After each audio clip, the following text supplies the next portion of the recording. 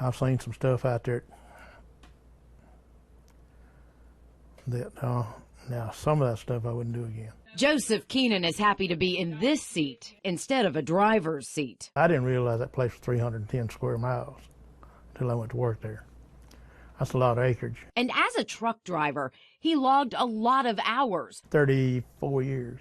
Driving a lot of that acreage. He wouldn't tell me what he hauled at SRS, but he would say this. The beds of the trucks had to be lead lined, so that could give you some idea of what's taking place there. Meanwhile, Mr. Keenan said he had no idea. I've had 3 skin cancers removed. What was taking place in his own body. This part of my nose right here is plastic surgery. There's no meat in there at all.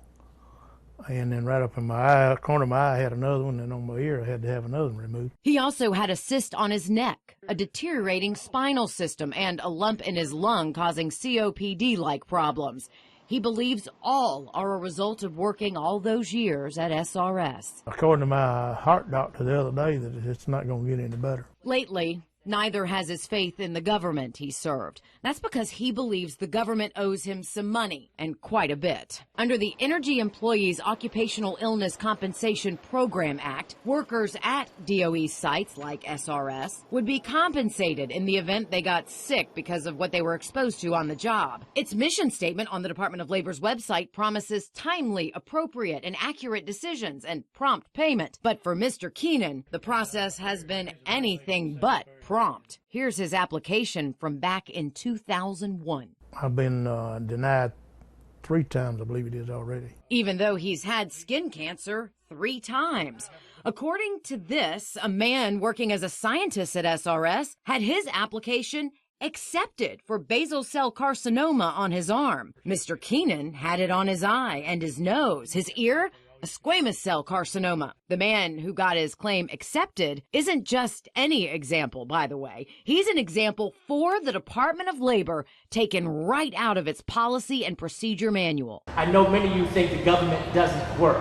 That's the head of the program, Malcolm Nelson. He traveled from D.C. to Aiken to meet with Cold War patriots like Mr. Keenan. I do understand that there are people who are frustrated.